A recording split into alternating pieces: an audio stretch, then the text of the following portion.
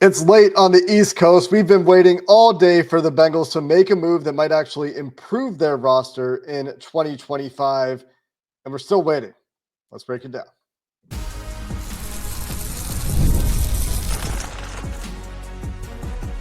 You are Locked On Bengals, your daily Cincinnati Bengals podcast. Part of the Locked On Podcast Network, your team every day.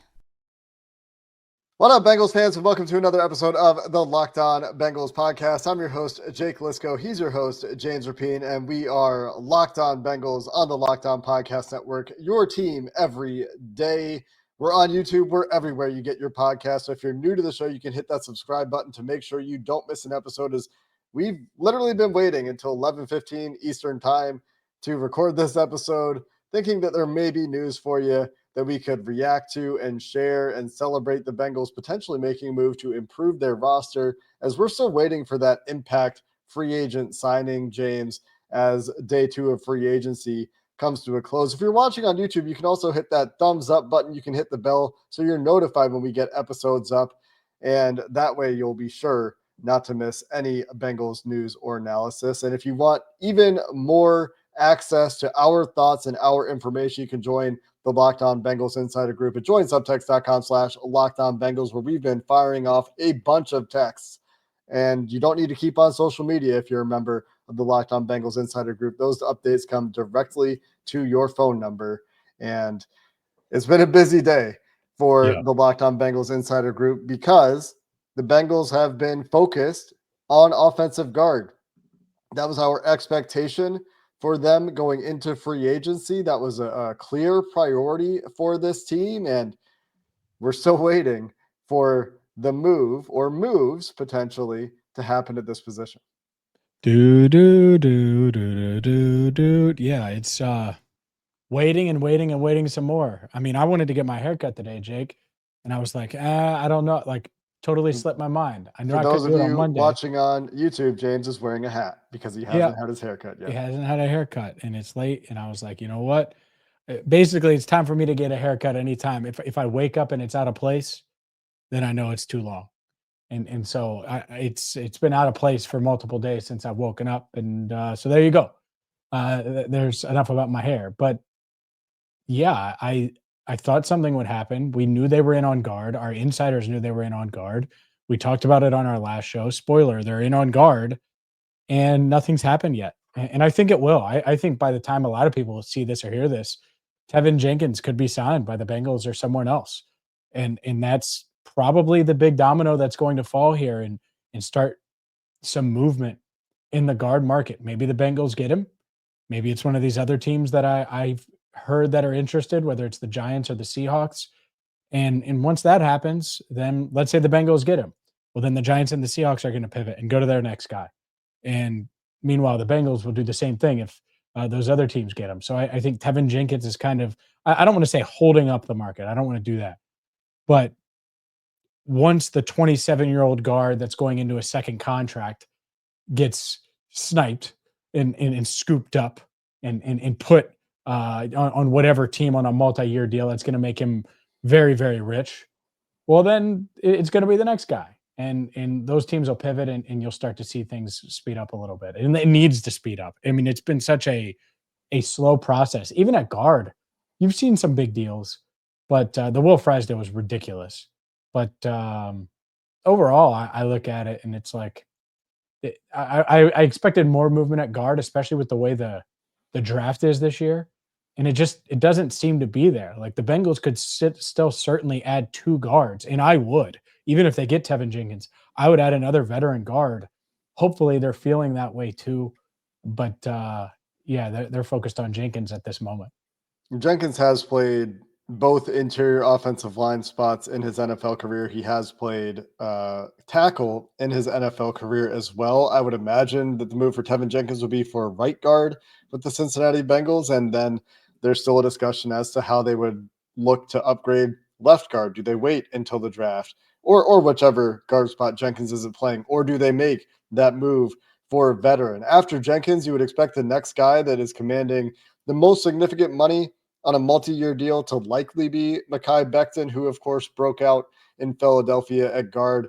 He's just 26 years old. PFF has him projected at 3 years, $10 million. The projection for Jenkins at 3 years, 13.3 million per year. Those are both per year numbers, not overall numbers. So 30 over 3 for Becton and 40 over 3 for Teven Jenkins.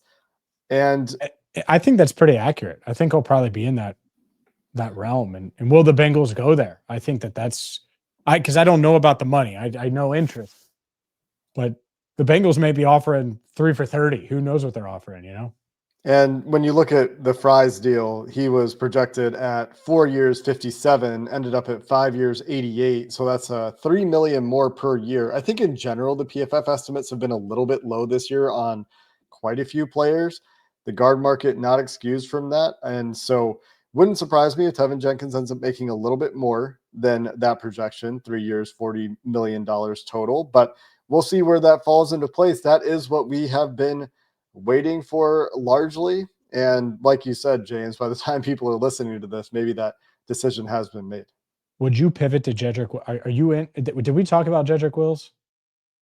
We did briefly. That wouldn't be Yeah. my next choice. Mm-hmm.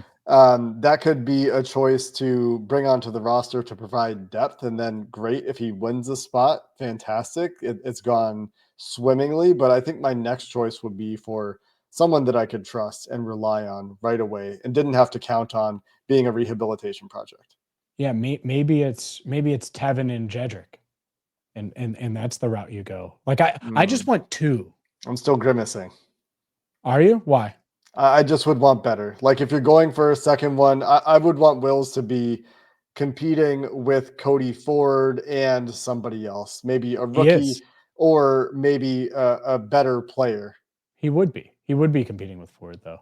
Well, yeah, but I want that to be behind somebody that I can trust right away. Sure. Yeah. Wills isn't going to sign to be a backup. I mean, and that would be. Then I'm not interested, most likely. Sure. I mean, Becton signed for very low end money, high end backup money, and a great offensive line situation. If it was a deal like Becton where he was competing for a starting job, but not expected necessarily to win one, then okay. But if the other option is Cody Ford, not okay. I get that. I think I would be in on the idea. Becton signed in May, basically. I mean, I think it was right before the draft. And that situation's it's different. Now, who knows? Maybe Wills will end up there.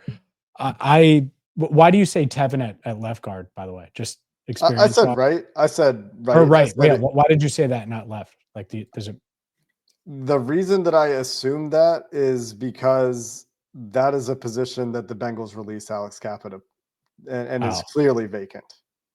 Cody Ford was also the best position for him last year was left guard.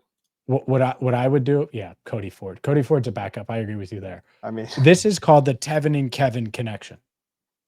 And it would be Teven Jenkins, left guard, and Kevin Zeitler, right guard. And that would be it. It would be the Teven and Kevin connection come together to protect Joe Burrow. They put their powers together with Ted in the middle. And boom, secure the pocket. You have Cody Ford as a backup. Who knows? Maybe Jedrick Wills is just out there in April and you can add him as a backup too. But that's what I would go for. And if the cap issue is an issue, and I don't like doing this, but I'm going to anyway, cut Cordell Volson. Create $3 million if you need to. If that's it, if like that's what's holding you back from adding a Kevin Zeitler. Like, you kidding me? Like, do it. That's fine with me. If you can move on from at best guy who's competing for a starting job to completely upgrade your starting lineup, do it. And so that's where I would be at. I don't know about you. And maybe it is Teven Jenkins at left guard. Maybe that's the plan. If that does in fact end up being the signing, we'll talk about it more if and when he does sign. But he has played certainly more in his career at left guard. 1,193 snaps at left guard in his career to 852 snaps at right guard. His entire season in 2024 was at left guard. Split time a little bit in 23, was at right guard in 2022. Has performed admirably at both spots. Ideally, you have a clear plan for him. You're not moving him around a bunch because you want him to be very comfortable with the side he's playing. But honestly, it would be the first move that would significantly provide an upgrade, at least on paper. And that's all you can really ask for at this point in free agency. It was a quiet day, James, for the Bengals stars, as Bengals fans are still asking often, anything on T? Anything on Trey? We'll talk about what's going on there, or what could be going on there, coming up next. This show is sponsored by BetterHelp. Taking care of your mental health can feel like a big investment, but it's just as important as taking care of your body. Traditional in-person therapy can cost anywhere from $100 to $250 per session. But with BetterHelp, you can save up to 50% per session. BetterHelp offers a flat fee for weekly online therapy sessions, making professional support more accessible and more affordable than ever. With over 30,000 therapists and over 5 million people helped, it's the world's largest therapy platform. And it is so convenient. I would say that that's the thing about BetterHelp. It is convenient for you. It's going to fit your schedule. You can take it with you if you travel for work, if you're going to the NFL Combine, and then you're going to all these different pro days. Yes, Bengals coaching staff, I'm talking to you. You can take BetterHelp with you on the go, and you can switch therapists at any time. Getting a therapist is really, really easy. Your well-being is worth it. Visit betterhelp.com/lockedon today to get 10% off your first month. That's BetterHelp, HELP.com/lockedon. James, before we pivot to talk about the Bengal stars, just to wrap up the guard conversation, if it's not Teven Jenkins, they will need to pivot and pivot quickly. I'm very curious to know what the backup plan would be there. Yeah. And what else they would be working on, what other groundwork they've kind of put into place to say, hey, we might need to come to you quickly tomorrow, because that is a position that obviously they're prioritizing, obviously needs to be significantly better. We've talked about Kevin Zeitler. You've talked a lot about Brandon Scherf as an option. I've mentioned Will Hernandez, who's been great as a pass blocker. Dalton Reisner, another one that fits that category as well. But for all those guys I just mentioned, you would love to see them in addition to the Teven Jenkins move. And so we'll see what happens there. And I will be very curious to see how that develops. Yeah, I think it's the pivot. Obviously, they have a backup plan, but what I think is interesting is how many, at least for me, like quality, like to me, like Scherf and Zeitler are such clear upgrades. Like I'd be fine if they just would have targeted these guys on Monday. I would have already done it. I would have prioritized one of those guys, and whether it's Jenkins or insert whoever else that you can get to play left guard. Maybe it is Becton. But to me, however you can find a way to get two, that's what I want. We'll see if they do it. We'll see if they listen. Real quick, just for full disclosure, in case anyone isn't aware, the reason I mentioned Jedrick Wills is because he was the first round pick left tackle of the Browns when Scott Peters was the assistant offensive line coach in Cleveland. It's interesting because the parallels are pretty similar to Mekhi Becton last year with Frank Pollock. Frank Pollock was in New York when they drafted Becton. It didn't work out in New York. They brought Becton in. Obviously, Becton didn't end up signing. They signed Trent Brown, and they were looking at tackle. It's different this time around, but maybe Scott Peters likes Jedrick and thinks Jedrick can be a good player. And if so, if he still believes in him, that could be a path they go down, even if it isn't right away in an instant pivot on Wednesday. So, yeah, I think that's all of the Jedrick Wills run we'll talk about for now, but you never know, it might come up again. I'll just conclude by saying I'm fine with Jedrick Wills if he's coming in to compete as the sixth guy. Mm-hmm. If the expectation is that he can have the clear path to a starting job, I'm less in there. That's I fair. just keep coming back to I want somebody more proven, more reliable, especially guard. I mean, you're talking about a position change there, right? So I would just want more proven pass protector for Joe Burrow in this offense if I get that were that. the route they go. Let's talk about Trey Hendrickson, T. Higgins. The market for edge rushers, we'll start with Trey, has almost entirely dried up. There's still some guys out there that could be complementary players, but at this point, and I've said this on Twitter, I've said this, I think, on our subtext that our insiders have gotten. I don't know how you don't go back to the table with Trey at this point. The way things have gone, you're well into wave 2, 3 of free agency at this point. your pass rush is already looking suspect. Honestly, even with Trey, you would like them to add pieces to the pass rush. What are your Mhm. thoughts here, James? We haven't really heard anything significant in a couple of days. We were hoping that if they were going to do a trade, it would have come together more quickly than this. Where are you at on Trey Hendrickson at this point? Whew. I I really it's one of those things that's so frustrating because I think it's a very simple solution. Yep. And I was talking to NFL people because we give strong opinions and we do this every single day. And sometimes I'm like, you know what? Let me just ask and see if I'm way off here. And these people aren't tied with Trey or the Bengals. I don't want to dog in the fight here. And they're like, yeah, you're right. And what did I say that I want? Would you pay Trey? How valuable is having a star? Would you want to piece out that money elsewhere, or have and it's a no brainer, and that's kind of been the case really since the combine. I've talked to multiple people about it, just because that's the one you could say, oh well, he's 30 and not great against the run, and you could start to pick things apart. And guess what? The Jimmies and Joes that you're bringing in to replace Trey Hendrickson are probably not going to be Trey Hendrickson, and that equate to what Trey Hendrickson's giving you in a win now season. And so now, when the top pass rushers are gone, and we're literally talking about Kayvon Chason as being one of the potential top guys, most interesting guys available, which, by the way, I would be on board with. Spoiler. But get Trey done. It's very, very simple. And these things, they don't have to be as complicated as it feels. And that's what I don't know why it's that way, because they're really not that complicated. We see deals all the time, and veterans earn bigger contracts. I mean, Saquon Barkley, right? It was just very quiet. There wasn't loud grumblings, and the Eagles just did that and got Saquon Barkley paid more money, 20 plus million per, like all these things. That's what the Bengals should do here with Trey Hendrickson and get him to 30 million per, 32 million per, and get it done because he makes them better. And I really don't see the scenario where they're fielding a championship level defense, not better than last year. That's not the bar. A championship level defense without Trey Hendrickson on one side rushing the passer. Requires them to get very lucky with development, with draft picks, with whatever.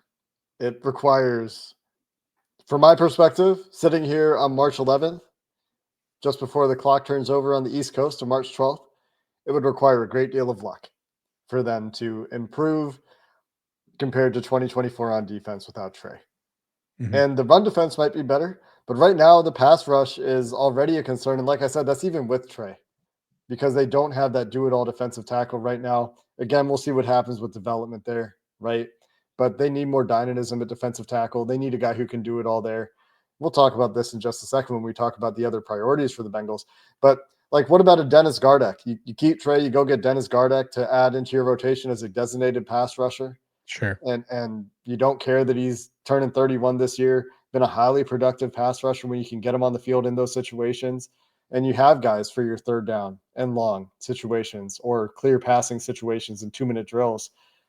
But that starts with keeping Trey. And so I don't see how you don't strongly consider, if not just decide to get back to the table with Trey at this point, if you're the Bengals. And it would be pretty disappointing to me if they don't, because it doesn't sound like they're getting that first round pick, right? I think if that was the case, we would have seen it happen more quickly than it has.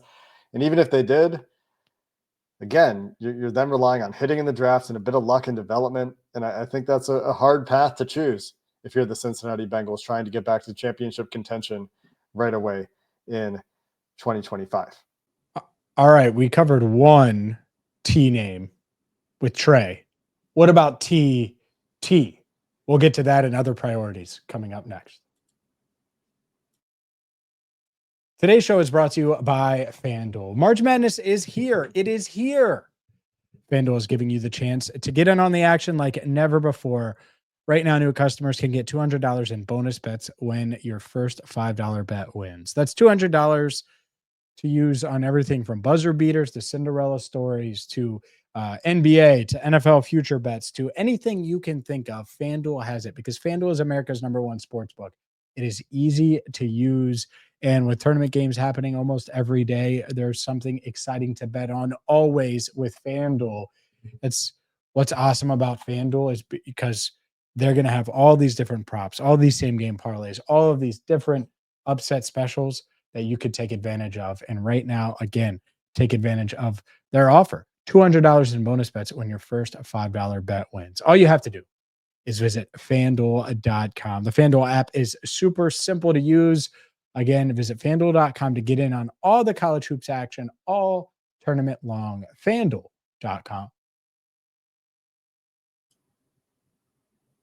People are asking pretty nonstop. Anything on T? And we've got a deadline of sorts, not an official deadline. They have until July 15th, technically speaking, to get a long-term deal done with T. Higgins. But by the time the new league year starts on Wednesday, all teams must be cap compliant. And boy, would it be nice. The Bengals are currently cap compliant, but boy, would it be nice, assuming they don't do something weird with the structure for T. Higgins' contract, to have that cap hit reduced. And the way you do that is by getting an extension done. What are the chances, James, by the time the new league year comes around? Feels pretty low. Yeah. Great. You know, I thought it was like 50-50 yesterday. Just because of that, like they'd have that urgency to do it. And here's why it sucks. Because we know that the Bengals have a line that they don't want to cross. They are always going to have a nest egg of cap. Like when you go to over the cap, you're never going to see, oh my God, the Bengals are really pushing. Like they're within $1 million of their like, that's not where they're going to be at. And okay, fine. I accept that. I'm not debating that. That's their philosophy and strategy. Fine. But the last thing I want is T. Higgins to have this $26 million cap hit from now until June. That sucks. I would much rather it be done, even though they've accounted for that $26 million already, and get that down to 18 right now. Because that $8 million, or let's go 10. That $10 million cap hit, if they wanted to, could get them both guards pretty easily from a cap standpoint. And that's what sucks. And I don't know exactly what the numbers would look like, but it could. Who knows what guards they end up with, right? But knowing what we're going to talk about here when it comes to the pass rush, knowing the theme of the offseason for me is going to want more pass rush, more protection, more guards, more defensive tackles. Yeah, I wish that this T thing would be done. And I maybe it's complicated, more complicated than I realize, but I don't think it is. I really do. I think all of these are pretty simple, cut and dry. And here we are. None of them are done. And it doesn't sound like they're terribly far off either. At least T and Jamar, listening to Ian Rapoport on Monday, talking to Pat McAfee about these deals. Like, it's not like there's massive gaps necessarily at this point, at least if Rapoport is correct. But I agree with you. It's very frustrating that there just hasn't been the urgency to get those across the finish line. And when you look at the structures the Bengals have done on some of these deals so far, the cap hits are coming in higher than I expected them to on pretty much every deal that they've done so far. Now, there's a chance that some of these roster bonuses that we're seeing, for example, for TJ Slayton, are in fact going to be treated as signing bonuses from a cap perspective. And without getting too nerdy about it, that will just lower the cap hit this year significantly for a guy like TJ Slayton. And we'll have to see what the BJ Hill deal looks like, because that's the biggest deal that the Bengals have done so far. But for now, with some of these deals, and they're smaller deals, so it's not necessarily a huge issue, especially if they go with more aggressive from a cap perspective structures that push cap hits out into the future on the bigger contracts they sign. It'll offset. It won't matter at all. And this criticism will evaporate immediately. It's just a point of worry right now, let's say, that they're really pushing extra cap dollars into 2025. And if that's the case, if it turns out that that's what they're in fact doing, then it really makes you wonder how they're going to execute on Duke's plan to not just pay more money for the same roster. Because that's what he said at the combine. And right now they are not a better team. They have a ways to go to get there. And that's where we're going to finish the show, James, with can they get there in free agency? Can they do enough in free agency to actually be better than 2025? I think they can in some spots, but I think it's going to take the draft too. They're going to have to hit in this draft. But let's talk about where they can get better by continuing to adjust priorities in this free agency class. Well, yeah, they can, because they can have a better pass rush by understanding that the draft is to supplement what you do now. And they need to do more now. They just do. They need to do more. 2 guards, Katie, Troy, Elizabeth, Duke, whoever the hell, 2 guards. Cody doesn't count. Cody is a backup. I know. Apparently, I haven't read Jeff Hobson. Apparently, it was like, yeah, I know I'm going to get a shot. Like, no, Cody, you're not going to get a shot. You're going to get a shot at helping when this team needs you. Like, because what they're going to do is they're going to sign a guard, and then they'll draft a guard in the mid rounds, and then that guard will compete with Cordell Volson and Cody Ford. And no, that's not what I want. I want 2 starters. I want 5 linemen where there's no clear, obvious weakness. These guys don't have to be perfect, right? Not perfect, but if you have Teven and Kevin and Ted and Orlando and Amarius, you feel pretty darn good, especially if it's Cody Ford and a rookie and Matt Lee and insert whoever else you want. You probably have a tackle in there as well. It's that would be my plan for the offensive line. So I want more. But the defensive tackle room, it's very similar, because they need more here. And you can't go into the draft saying, oh man, we're going to use pick 17 on Walter Nolan. It can't be that simple, because if you do that, you're going to get burned. I've seen this movie, this Bengals movie, too many times. Just don't back yourself into a corner. What if the best player at 17 isn't a defensive tackle that can rush the passer the way you want? What if it's a safety? What if it's insert whatever? What if it's a corner? And so do enough to where you don't have to force that. 1. 2, can you imagine the Bengals saying we have too many good defensive tackles? Like, it's the dumbest thing I've ever heard. Like, they need to sign a pass rusher on the inside. Like, they just do. And I do think that there are people in the building. I do know, actually, there are people in the building that feel the same way. So here's to hoping that those people get their way and they sign a 3-tech, because they need a 3-tech. And the last time the Bengals made it all the way to the Super Bowl, they had a real 3-tech. And Larry Ogunjobi mattered in that Oakland Raiders playoff win at Paycor. To be clear, Larry Ogunjobi would not be my first choice. And I also reflect I mean fondly 2021 on those Larry. times. Yeah. I mean 2021 Larry, to be clear. Like, they need a 3-tech like that, not current modern day Larry Ogunjobi. And Levi Onwuzurike is still out there. And that's a guy that can do more for you than just pass rush. Yeah. Because that's my concern at this point with the signings they've got on the defensive interior and the 2 rookies that are going into their second year, is that they're going to say, all right, this is the run defensive tackle grouping we have on the field. I hope they don't throw. Mm-hmm. And then, all right, this is the pass rushing defensive tackle unit we have on the field. I hope they don't run. And that's something that Justice Mosqueda pointed out was a problem for the Green Bay Packers. And they employed TJ Slayton, of course. When he was on the field, the splits for run defense were great. The splits for pass defense weren't so great. So not only do they need a pass rusher here, but it'd be great to have a do-it-all guy so that you're not going one-dimensional too much with your personnel packages and giving up too much in one direction or the other. And that is a challenge, I think, at this point in free agency. Maybe before free agency even started, quite frankly, on the interior of the defensive line. But especially when you look at the edge situation, got to be able to do both to some degree. You can't just be nothing one way or the other based on your personnel. And Malik Collins is that. He's a pass rusher and he's not the run stopper. But it's a name that I would mention. But yeah, they maybe they find that guy in the draft. I just can see it now, right? They don't add another defensive tackle, like from a pushing the 53-man roster standpoint. And then they draft one, and then one injury, and suddenly it feels much different. And that's what I hate. It's like, address this now. Go get one now. And We'll see if they do. I'm with you. By the way. Levi, Kevin, and Teven. The triplets, baby. That's what they call them. Sure. Why not? I mean, I don't know if they do. Oh, we do. They do as in we do. If they get all three, we're calling them the triplets. We'll get shirts made. Okay. Kevin, Teven, and Levi, shirts. Done. Locked On Bengals after dark. Monsters. Trench monsters. Can you imagine if they did that? Like, damn well they're not going to do that. But could you imagine?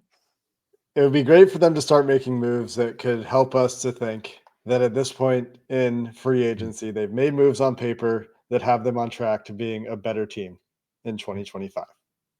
It's always been the goal, and they have to get there. Not there yet. Until next time, that's going to do it for this episode of the Locked On Bengals podcast. Thanks for listening. Hoo day, and have a good one.